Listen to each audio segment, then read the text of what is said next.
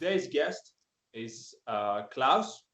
And if you're a crazy person out there, like I am, and probably Klaus is, and if you want a little bit to, to explore some ideas other than the mainstream ones, and if you like suffering in a way that you, uh, I think Klaus will explain this better, but stay tuned because what you probably hear is going to be a little bit nuts for the mainstream guys, but for us crazy ones, I think it's a nice story. It's a very nice story. So Klaus, welcome.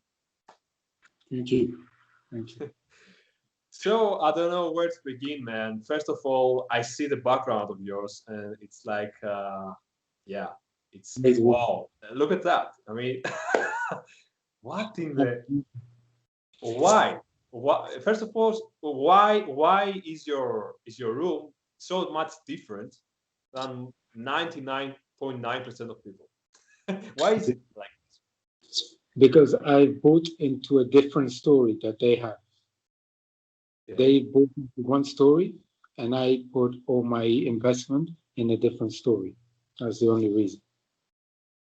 That sounds interesting. So, what is the story you think they buy, and what is your story? The story that generally most people buy is the story that society tells you. You know, go to school. Get all your qualifications, get a good job. Find a woman, settle down, have kids, and then raise them up, make them grow up, and then the kids go through the same cycle that you did. And it's a safe road. It's been walked many, many, many times before, and that's the story that generally people buy into. And the story that I bought into is different because I've made it up as I went along. I needed a different story. It didn't The story of money and all of that, it didn't inspire me. So I created my own story. And I mean, both of them, if you really think about it rationally, both of them are equally ludicrous, but mine fulfills me. So That thing that you just said. Both of them are ludicrous, and in a sense, you think that your story is also ludicrous, which is kind of interesting. well, it's ludicrous in the sense that, there is no ultimate way to live an existence, I mean, there is no right way, there is no wrong way. I can't fault people for, deciding to work in a mundane, dead end job to earn enough money. Why is that a bad pursuit? It's not. If that is ludicrous, it is as ludicrous as me, going into a forest in at the end of the next week to sit in a forest alone for 2.5 weeks. That's also ludicrous. And that's my point. But what really you have to take out of it is, what does it feed you? Does it fulfill you? If it fulfills you, then that's it. Nobody can tell you anything else. Yeah, yeah, But agree to that. Yeah, it's that's very interesting, because many people, I believe, in our society, especially, I don't know if it was always that way, but I think in our society we tend to blame people very, very fast, to mm, put blame, and usually we say our choices are, awesome, and their choices suck. mm, But what you said was a little bit more, I don't know, more aligned to the truth, maybe, because you said that both choices are acceptable, but I choose the one that fulfills me and gives me mm, meaning, not one that is probably what they tell me to do, mm. the others. Exactly. Yeah, that's very interesting. So, but you mentioned the forest, and we are going to go there. Just give me one sec. What are these? The wall. You write things on the wall, and you have weapons. Why you have weapons, and why do you write? What do you write? The weapons are, yes, they look like weapons, but it's also stuff that I use when I go camping. So my axe is there that I use to chop down woods for fire and stuff. And then I have my knife, which I plan to use to gut animals when I successfully hunt them. I haven't been All right. successful yet, so it's there anyway. Then yeah, the rest really. I mean, there's some decorative gifts that people have given me. And I hang Oh, everything. yeah. Um, I and see a the shield word, also. What's with the shield? the shield, to be honest, I like it was a while ago. I got this fascination with the idea that somebody told me that like the warriors of old, the like Vikings and all these different warriors, they would swing swords that weighed as much as like 12, 13 kilos. And I was wondering, I was like, that's immense. And so basically I got somebody to that's just a decorative shield, but I have another shield over there. I Oh, don't that weighs 10 kilos. And so I all use it. right. And then there's a bad boy over there, the black one, What is that's this? 15 Jesus. kilos. Yeah, so that's very heavy. Yeah, But it and seems. I swing them, with my axe. It's about 6.5 kilos. 6.5 kilos. All right. Yeah. Yeah. But these weapons, their weight is not probably isometrically balanced, is it? No, that's the point. The axe itself is only 6 kilos, seems light, but the way the weight is distributed, I don't know if you can see it. It's not Yeah, very yeah. even, and it feels very different. The shield as well.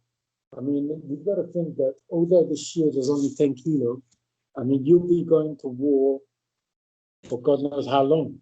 So I Yeah. mean, it's great for holding it for 10 repetitions or like 2 minutes. But what Yeah. if a war went on for like hours? That's Yeah. you. Exactly. And then also, like the Battle of Marathon, where the Greek soldiers had to run all close Exactly. armor That's from crazy, man. one side to another. And that's Yeah. when you truly admire, that the past, and you can understand how, because human beings, we're amazing. We're amazing in the sense that we are so versatile. We are capable of immense strength, but we are capable also of immense weakness. So it can be swing both ways, and generally that's all because it's been built through, I mean, millennia before me and you ever came into existence. Yeah. But evolution goes two ways, up and down. So That's very deep because it's very weird that I know that we are getting away from and we are going to return back to your wall and to your crazy things that you are going to explain, but it's very crazy if you think about it, and that animals are much simpler than us. And I think, okay, most animals are, more or less they have some hierarchies. They have yeah, the leaders, a couple of leaders, maybe the alpha female, and the followers. And some animals are left astray. They are left outside of the tribe, and they are probably die. It's very harsh. It sounds harsh, but it's the truth of the animal hierarchy. But we humans, we are not that simple. And although there are hierarchies, like you said, there is a different.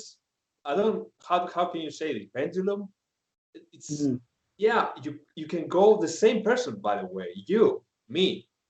I think. I don't know about you, but me, I've seen myself doing crazy stuff, not mm, similar like you, but crazy for most people. And at the same time, there are periods in my life that I'm very weak.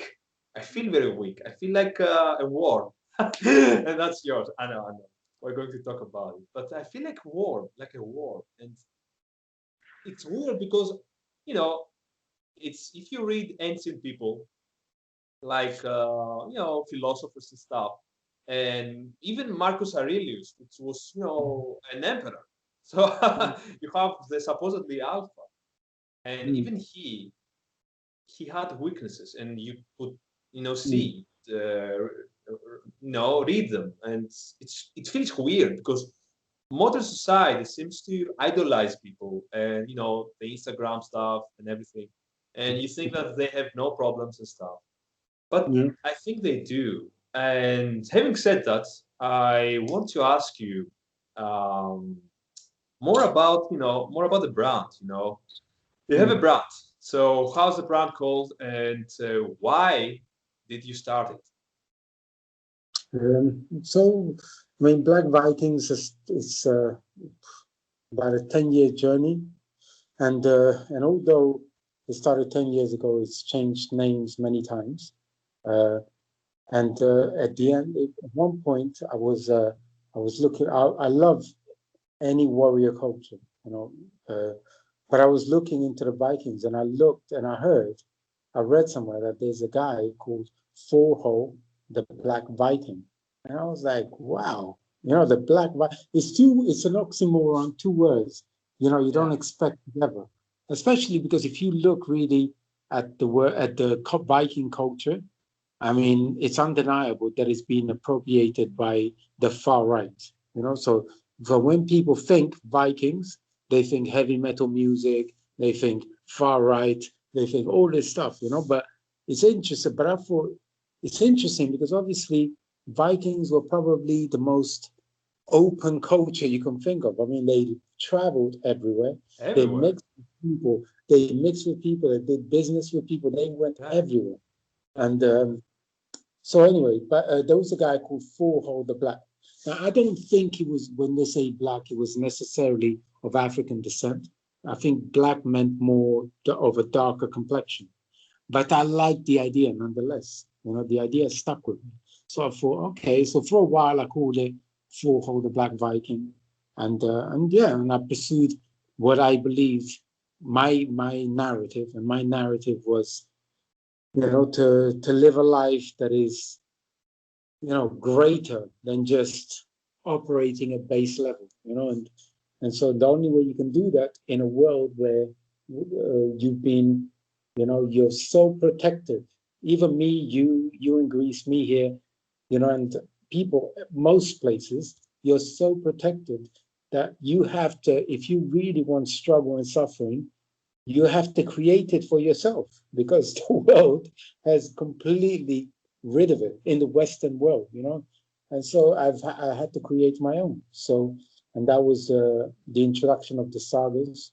That was also the introduction of every morning waking up to a cold bath, training outdoors, always bare chested, and just generally just in choosing the harder way of doing things, But yeah, yeah. It's that's all. what you said, choosing the hard work and the hard way to do things, and I like it very very much, to be honest. The whole brand and the whole stuff. And by the way, let me go back to the Vikings. It's true. It's both. There are two things that most people, I think, don't know about the Vikings. First of all, it's not an ethnicity, so it's not the Norse.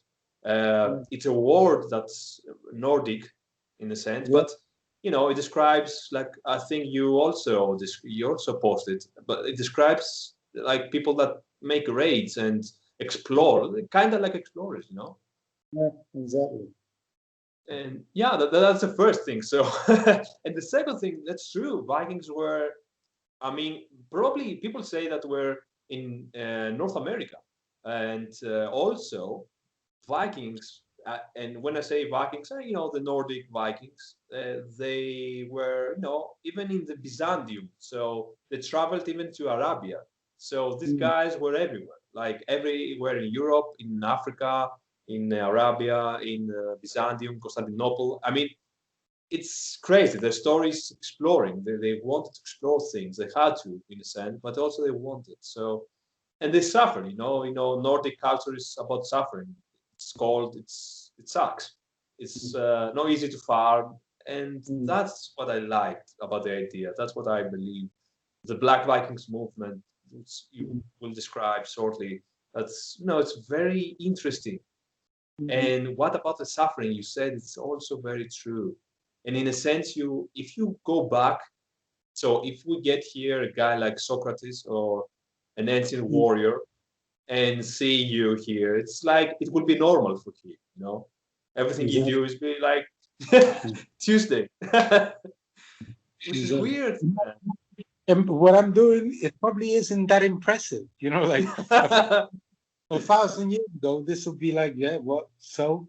Yeah, But yeah. it is not, and this is the really sad part.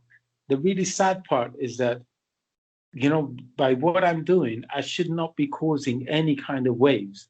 The only reason I'm causing waves is because the world has become so, for lack of a better word, soft, soft and just, like, I mean, I see it around me and it's just, there is no real mission. Everybody is just bought into one popular way of being, and and it's sad. It's sad because like real discovery, real truth, real growth only comes from the fringes of society. That means you look for the lunatics, the crazies, these kind of people. That's where any like what's the word I'm looking for, any successful growth or any new innovation, it doesn't come from the mainstream. Everything always comes from the fringes, and yeah. uh, True, true. And if you look, everywhere, like you said, it comes from the extremes, the so-called extremes. And for example, I don't know about about the past, but that's what you said about what you do shouldn't cause waves, and yeah, I kind of believe it, but I also at the same time I think that I'm happy that you do it because, and it's true that our decadent society is a little bit too far off to the comfort, the Netflix, and the let's work Monday to Friday, and then have 2 days, and we are not slaves, but we mm, have 2 days. Weird. It's weird, man. It's weird. I don't know what to say. So let's proceed to the whole Black Vikings movement. I mean, what's all about? Tell me about the seven Herculean sagas, and let's proceed from there. Okay, so the sagas, they first of all they were all constructed around what I at that time perceived was a weakness within me. So out of every weakness, I made a saga, and so you have the actually written on my wall on the top. The first one is the Death March. After the Death March is the Boneless. After the Boneless is the Raid. After the Raid is my memory. After the Raid, it's the Lone Saga. After the Lone Saga, the Promethean Saga, and then the Suffer Saga, and then the 100 Saga, which is Decimation. So and every saga has 3 attempts. The aim is to basically because when I made them, I was having a cold bath every day, and I noticed that when I tried to go into the bath in the beginning, I would never jump in all the way. I would always dip my toe in, then I'll put my leg, then I'll put my arm, and so on. And so I Yeah, realized yeah. that at heart, I'm a cautious person. And so I thought every saga must have 3 attempts, and each attempt must aim to outdo the other. So you grow as you come along. And so, yeah, so I mean, like the Death March, the weight so I started with a 40-kilo sandbag. It went to a 60-kilo sandbag, and then it went to a 60-kilogram railway sleeper. And obviously that one put me in hospital, but the Yeah, aim is to go close to the edge, and but it's a fine line. yeah, it's a fine line. And by the way, whoever is listening to this, I will link down below to the other, I think, two big interviews that you did, and where you explain what happened about Mm. the big sleeper.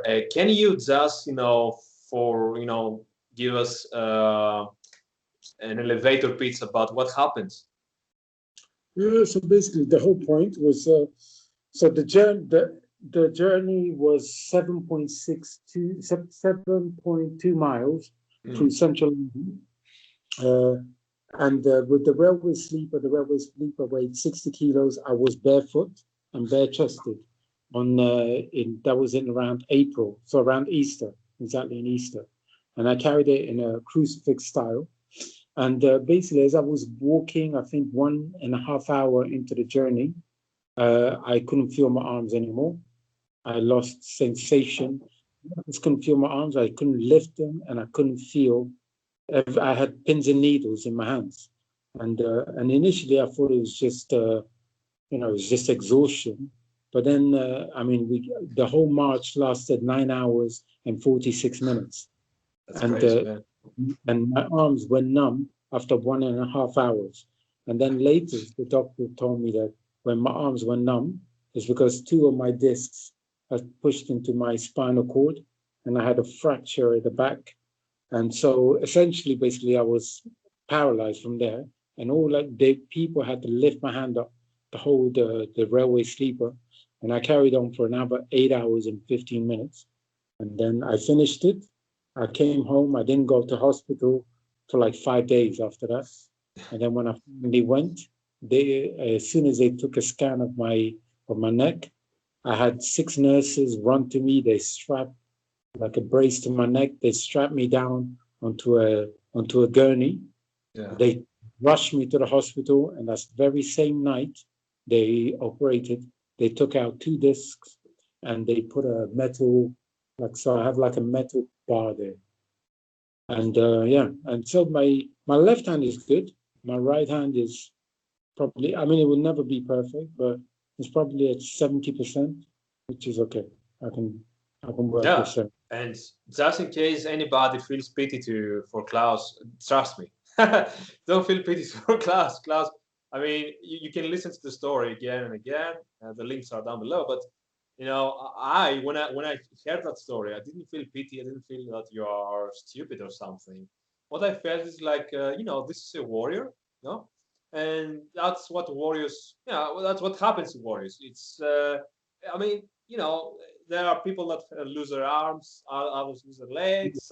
Some just have some scratches and stuff. It's everybody has different. I mean, if you really push the envelope and you explain more in detail in those conversations, but you didn't know what was the next. You didn't do that every day. You don't know how is to carry a sleeper like I mean 2.5 meters or something, and Yeah. yeah, it's you were you were pushing the envelope and you got a little bit yourself injured, so that's fine for me. One I thing was yeah. One thing I can tell you is that obviously once after I got operated on, I had to live in hospital for three about 3.5 months. I lived in hospital, and I was living next to. I was the youngest person there. I mean, there was some people. Most of them were stroke victims. So Oh, there was one lady that I used to speak to all the time, Jessie. She was 92 years old, but we would every morning we meet up in the hall, and we'd have a coffee, and I can chat. I mean, she was quite lucid sometimes. Sometimes she was a little bit off, but we would chat, and then there was other people as well. But one thing I noticed, these people lived, by comparison to me, very cautious lives, And so I was thinking, well, why should they be here? In a bed next to me, who the last thing I do is live a cautious life. I take risks at whatever, whatever I can find them, I take yeah, them. So I realized that no matter what you do in life, this is where you'll end up, So true. my aim has always been to try and security is an illusion. The idea that somehow, if I'm just careful, if I don't do this, if I do that, I can avoid danger. No, you can't. It's there. Like if you want to avoid danger, you know what I mean? Fucking wrap yourself up in your bed, seal the doors, block any sharp objects, because that's not the point of life. The only time you really feel life is when death is close to you. That's when people appreciate life, when death is close, and then you realize how precious life is. But when you take it for granted, you don't know how precious life is. I know that. I know how precious it is to move my hands because I couldn't move my hands. Exactly. And that's, so. Yeah, that's exactly right. And hospitals make us fools of ourselves. They have their way, the hospital system, to really ground you to your core, because it's very hard. I've been hospitalized before and done surgeries, not that to your extent, but I've done some stuff.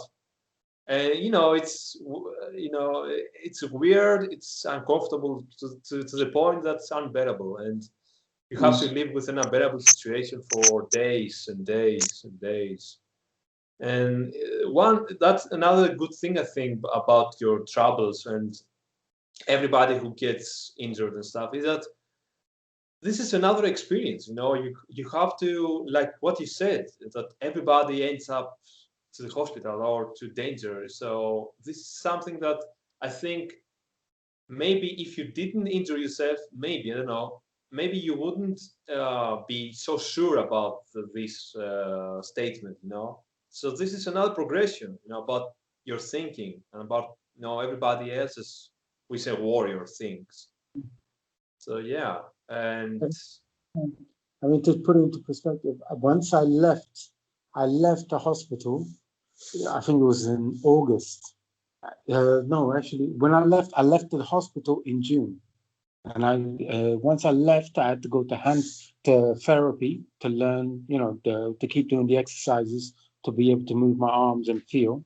And literally, I left in June, and in August of that same year, I went up to Scotland for 5 days fasting, and then in November again, the same year, I went up there again on my own in ice cold conditions, climbing a mountain with sticks because I didn't have the strength in my legs. So I had to use sticks to kind of prop my body up. But to show you that, like, everything, people think something is bad, something is good, but you don't really know what is good or what is bad. You don't know because you're looking at it through the eyes of the present. You don't have the benefit of the future.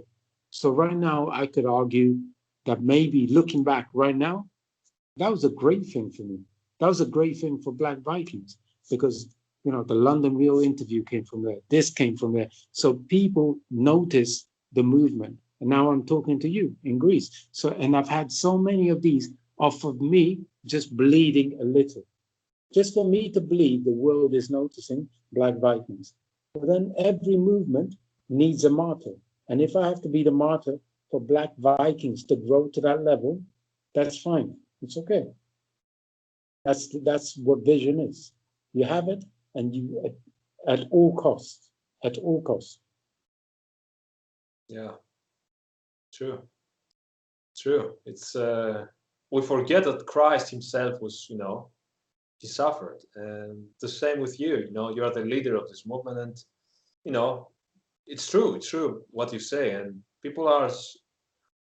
we are so afraid, I think, Klaus. I think we are so afraid to take chances in our lives, and even simple things. Don't imagine about being a millionaire or whatever, which I don't know if fulfills anyone. By the way, I don't know about millions, but we're afraid to talk to a girl. Simple things. To be a martyr in a microcosm, in a micro environment. To be embarrassed in front of our friends and strangers. Just these little things. And of course, you took it to another level, but I think that's a nice philosophy and about the movement, and that's what I like. I like very much because it's true. We've become soft, and people, I think, should embrace what you did with respect and not with pity or anger, which sometimes some of them, I think, they do. And but that's nice. That's okay because change is difficult, so it's fine. So okay, that's awesome. By the way, go see everybody. Go see the interview from London Real and from Dan Strauss from the Raspberry 8 about. Yeah. It's fascinating. I mean, if you like that, what we did now, what Klaus said, go watch them. Now the other six. Tell me the other six sagas. So the second sagas, not all of them are completed. I'm still, Okay. I pursue them at different, I pursue them by convenience, really, because obviously some sagas require, unfortunately, require money. So, for example, the Boneless required me duct taping my legs together and dragging the first attempt was me dragging a 25 kilo plate by only use of my upper body, of my arms, really, which for 160 meters. The second attempt, it was legs taped together, dragging I think it was a 40, 45 kilo, 50 kilo plate. And then the third attempt will be 70 kilos, dragging for 160 meters. Then the third saga is the raid. And the raid, I calculated the distance from London to Greenland, Nook in Greenland. And basically the idea initially, because I actually had a dream about this. And the idea initially was I wanted to do it by kayak. I actually physically wanted to go. And my friends assured me that, look, you're not ready for that. You need to, master it first, master kayaking. So I think eventually I will do it. But at the time when I started it, we did it on the rowing machine. And it took, basically, it was 5.5 million meters. So we rowed with a group of us, and we rowed every day pretty much for a year and a half. And every day for a year and a half. Yeah. What the? Okay. And that was the first attempt. The second attempt will be going from Nuuk to Krestovaya, which is in Russia. And then the third attempt, which I haven't decided yet, will be from Krestovaya to another ridiculous point. But Krestovaya is in Russia in the Eastern Front, in the Western Front, right? Yes, I'm going to look at the map, but I think so. Krestovaya, yeah. Well, I can give you an idea about the third attempt. Do you want to hear it? Go for it.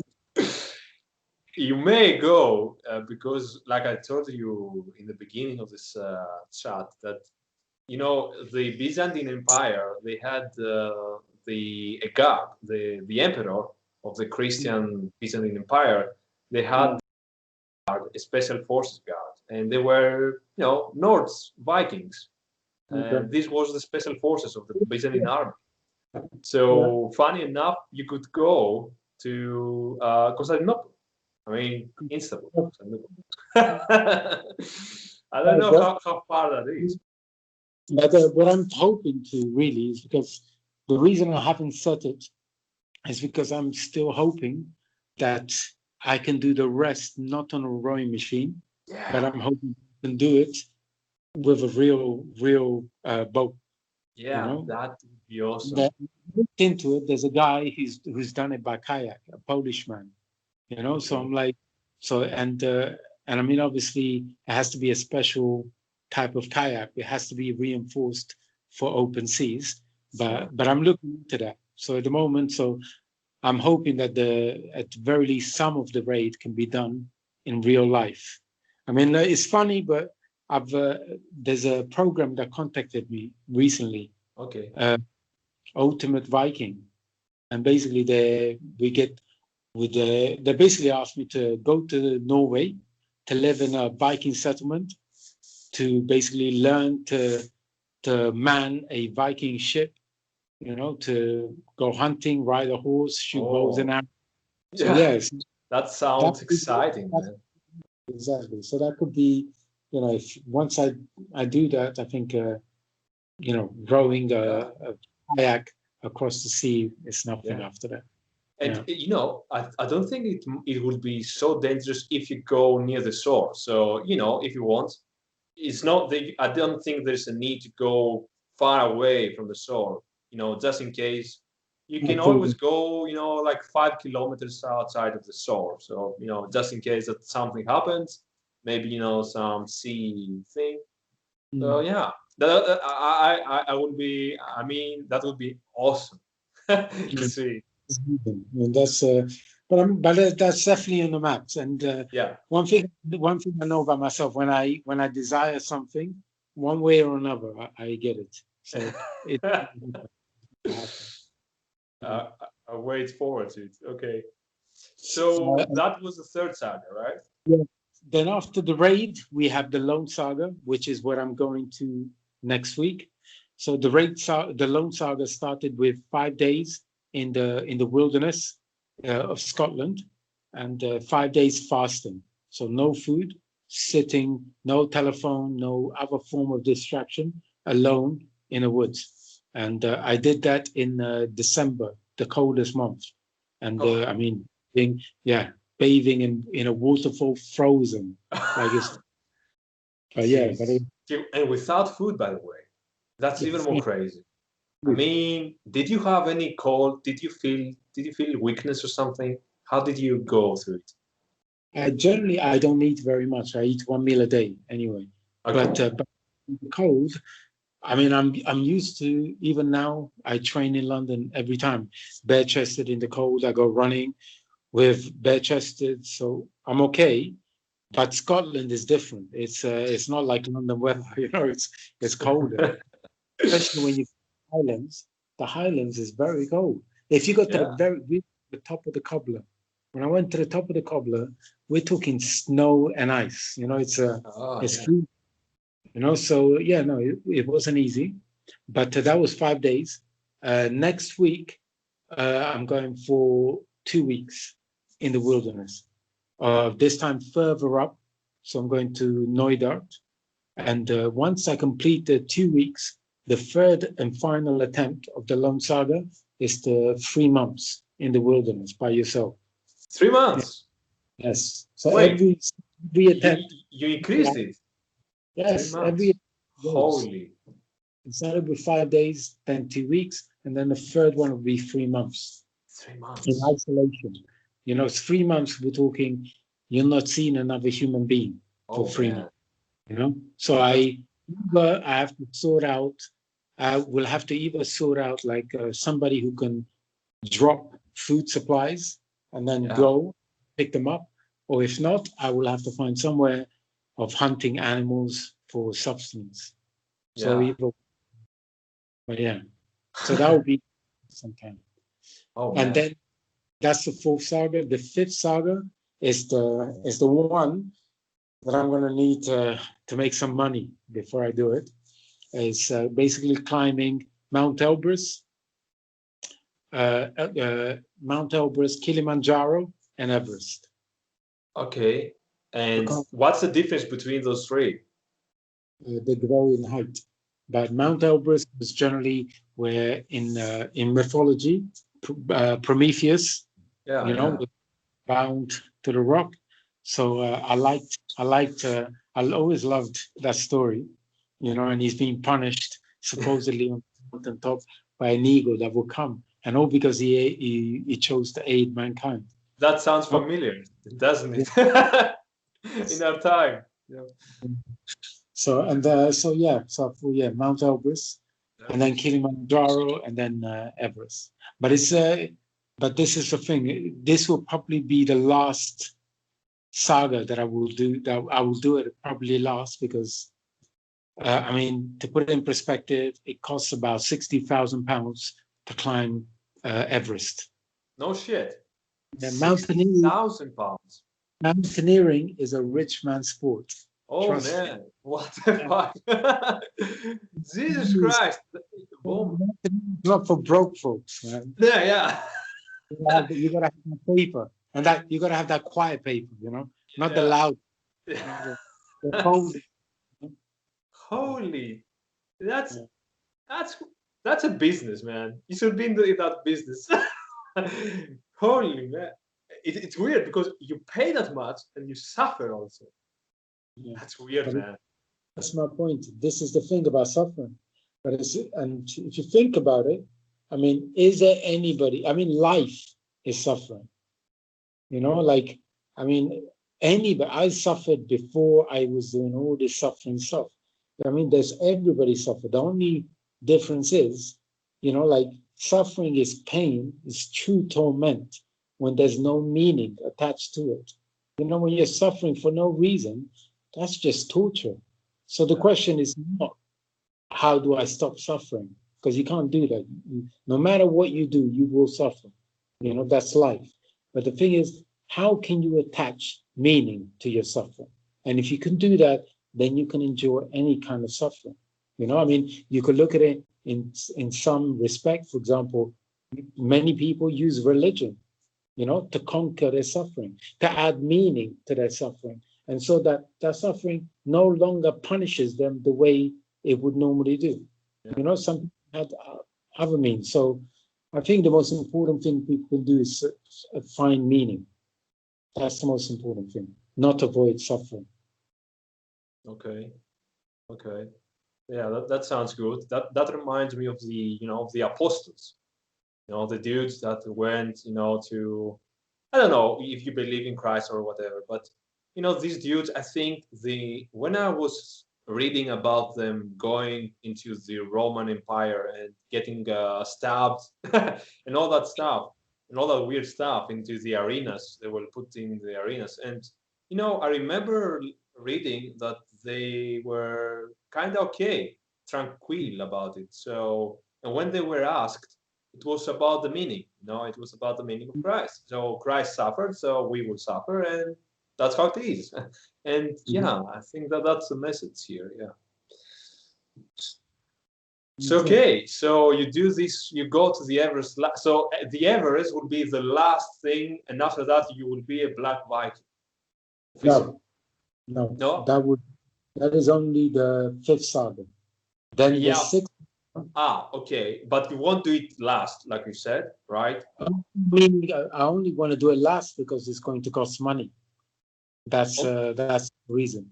I mean, if Black Viking somehow makes shitloads of money before that, well, then I will do it. All right.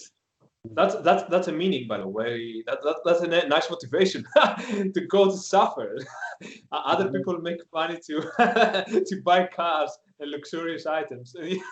You go because you want to suffer more. That's fine. That's fun. Okay, the next saga. The next one is different in the sense that it doesn't have 3 attempts. All it has is a clock of 10,000 hours. And for 10,000 hours, you have to suffer. Okay, now I started this when I walked from London to Dartmoor National Park, which is basically 230 miles. So I walked 230 miles, sleeping outdoors the whole time. And once I got there, I took the distance and I halved it, and I took that away from 10,000 hours. So at the moment, why did you halve it? Because if we're talking about suffering, my suffering didn't begin when I took my first step. I will assume my suffering only took place probably halfway through. So out of every attempt in the Safa Saga, I will only count half of it, because not all of it can be suffering. When you begin, it's easy. It's only halfway that you have to really dig deep. And so that's why I only count half of it. True. And clock at the moment we're at 9,800 hours or whatever. So it's going to take a long time, for that 9,000 to come down to zero. And when it comes down to zero, the Safa Saga is finished. So you could see how all these sagas, one could argue, they're not designed to be finished. I mean, by their design, they're almost impossible to conquer. And because the point is, we're so used in society, to having goals that must be achieved. Oh, yeah, knock this goal out next.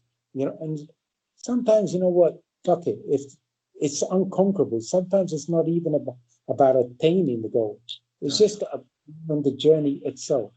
And the only way you can grow, it has to be a ridiculously huge task before you that you have to question whether it does it, knowing that you might never run this clock down, and still you're doing it.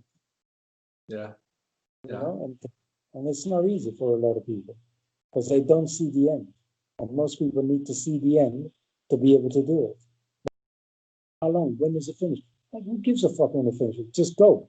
Just do it. Don't worry about the future steps. You worry about each step you're putting, and that's it. And that's what I do with the sagas.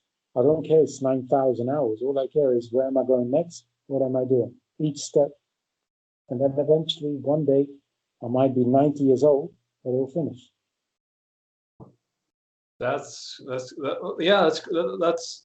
very on point, because when I was reading about all these sagas, I kind of thought the same, like, well, because I'm intrigued and I might start them. So I don't promise you anything, but I might start them, and because I've done similar stupid things in the past. When I was a teenager, for example, I was doing a lot of stupid things. One of them was that I was in my village up in the mountains in northern Greece, so very mountain area, 1,000+ kilometers up in the sky.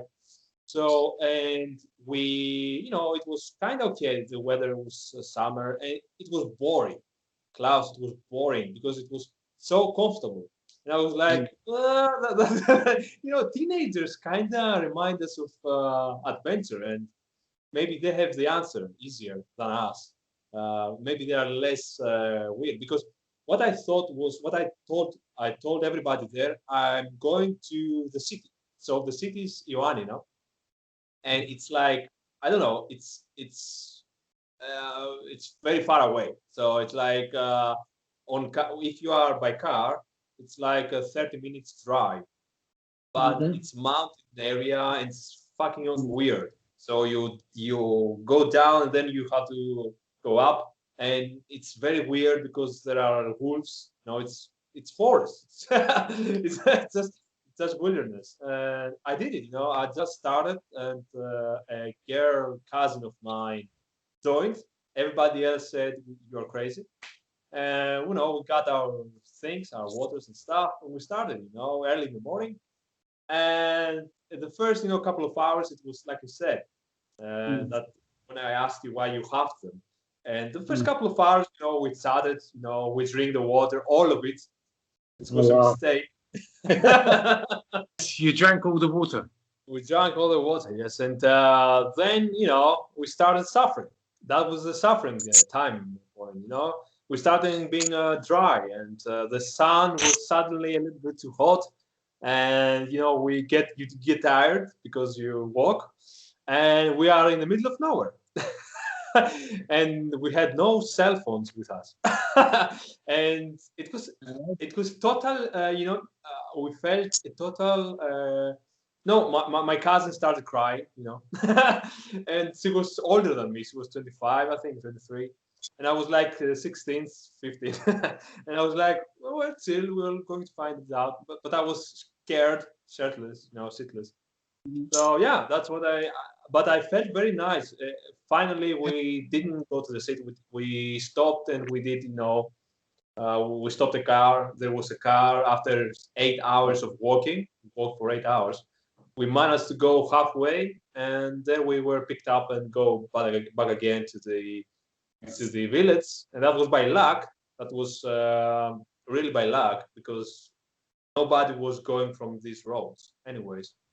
But I felt great, after that, it's a story. And that's what I like about the sagas. It's danger, it's adventure, and you feel like, you feel more.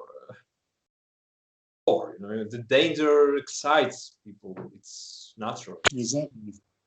Because you feel alive. Yes. Because you're unsure what's going to happen. You could, for all you know, you could die. You're in peril. And because of all these things, you acknowledge how precious life is. And that's my point, is that you can't any lover of life can only really love life when it's close to the opposite, the alternative. And yeah, I mean, I never feel as alive as I do when I'm preparing myself to go on a saga, on a journey, or I mean, even now, contemplating that I'll be so excited all of next week, as I'm getting ready to leave on Sunday. And yeah, so it's important. I think especially for children,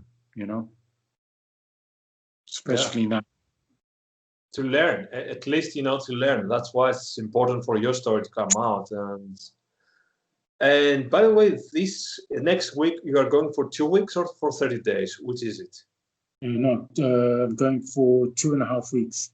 2.5 weeks. All right. So yeah.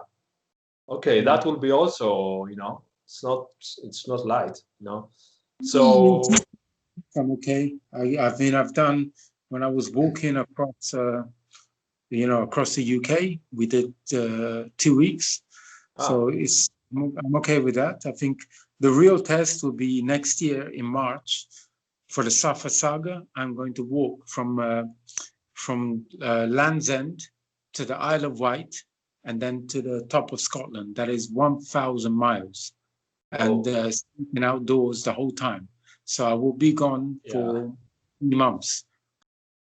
So living like a nomad, traveling across the UK. Okay. And whatever happens. Yeah. I mean, I don't have enough food supplies to last me for 3 months. But I'm kind of just whatever happens. I want to put it into the faith of, into the unknown. And I'm just going to. That's interesting, man. And you haven't one last saga? Well, after where did we get to? The Saga. After it's the last one, which is 100 decimation. That is basically to box 100 consecutive rounds against different opponents. Crazy. And there's 3 attempts of that. 3 attempts, the number of rounds doesn't go up because I know 100 rounds is, I don't know if you've boxed before, but it's almost unfathomable, can't.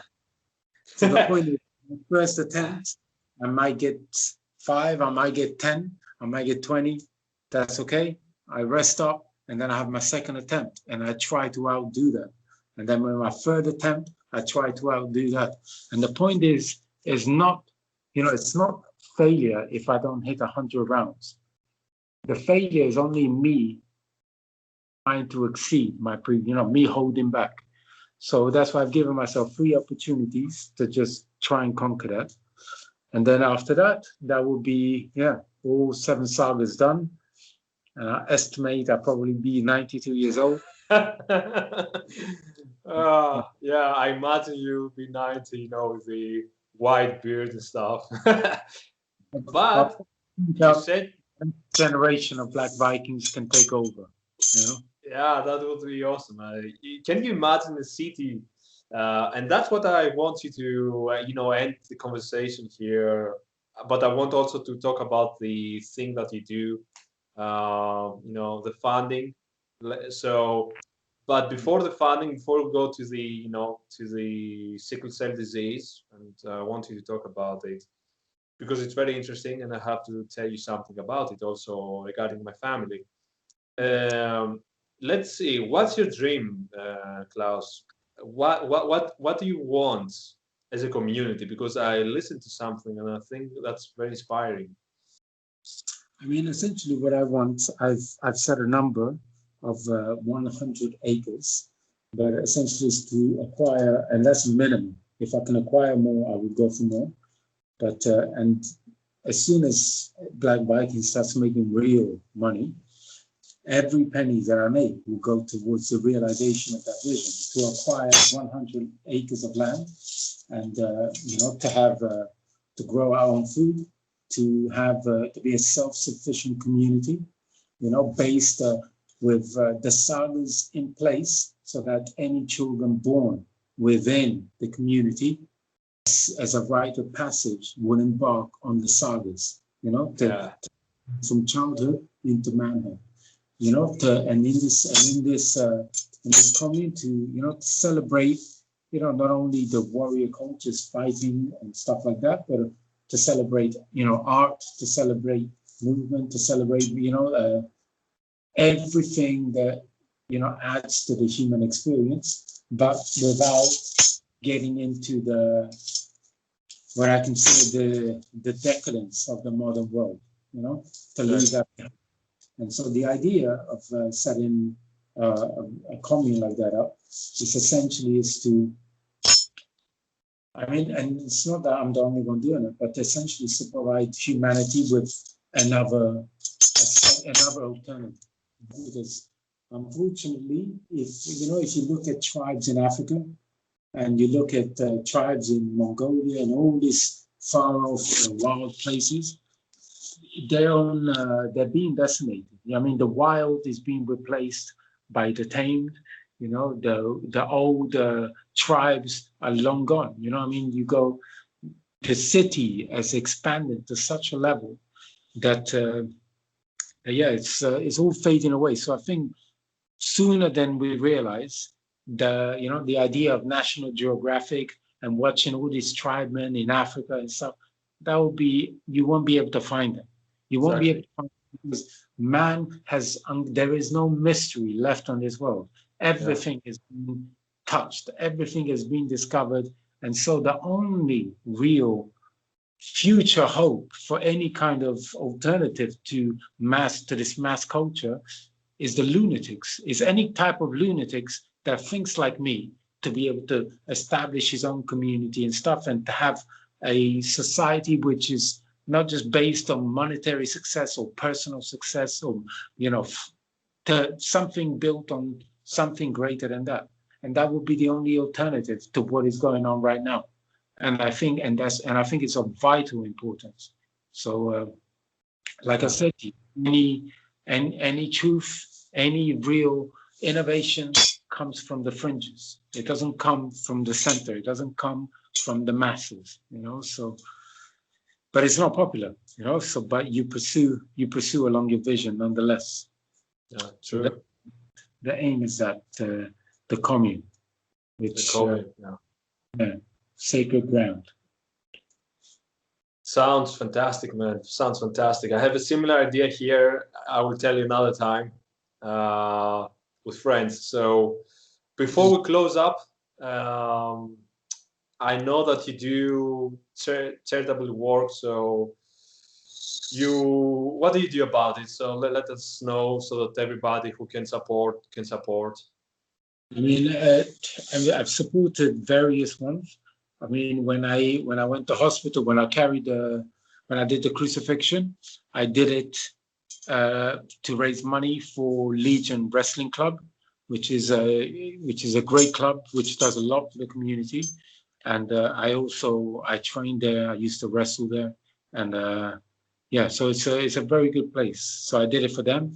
The march, the Saga march from London to Dartmoor, I did for the Sickle Cell Society. And we managed to raise at the time, I think it was 1,700. So it's quite a lot, £1,700. And then most recently now, we're going to do it for Great Ormond Street Hospital. But I do have a GoFundMe campaign running. So I think if you check 1,000 Mile Trek, Black Vikings, and we're raising funds to be able to buy equipment so that we can go on the march to raise money for Great Ormond Street. So any help, obviously, is always appreciated. Yeah. Everyone listening, by the way, just remember what Klaus is doing here, I think, and we have all of us who have to consider that what you're doing, man. I think it's you express things that we are thinking. So we are not supporting you in a sense. We're supporting us. We're supporting the dream, the mission, because you are a missionary in a sense. You are a guy that's an apostle. So you created this thing, but many people, I'm here in Greece, other people in, I don't know, in Russia, we are starting to, we want these things. So I've noticed like what I say I'm not saying anything particularly different. I mean, I've noticed sometimes I've come across some dude in like Russia or in Africa somewhere, and we mirror each other's ideas and thoughts. This is almost it's almost like a collective yearning that humanity has, or parts of humanity have, that we know something is not quite right with the world, the way we live in our lives. This is not right. And I think everybody feels it, even the most, the person I would probably disagree with the most would, especially with everything that is happening now. You realize we're almost yearn for a time when things were easier, where things were simpler, not easier, but simpler. And yes, and so I think within that sense is I'm not asking for support. I'm asking to support our collective ideas, and also the same way I support other collective ideas. But there has to be, if we don't fight for an alternative, we won't have an alternative. We will have the world brought into creation by our lack of action, and we can't, and nobody can complain. So I think it's important, very important, whatever you can do within your power to bring a world that you want into creation. Exactly. Support your leaders, man. Support your leaders. And beautifully said. So that's a nice closing, man. And thanks for coming. I really respect your time and really thank you for this. And whoever's listening, by the way, go check. I will put down below your Instagram, your YouTube channel and stuff, and when you GoFundMe page and all that. So it's fascinating what you do, man, and thank you. And I think that everybody thanks you. And let's show to Klaus that we thank him by some support, real support, funding, so that we can at some point live a simpler life and a more fulfilling life. Perfect.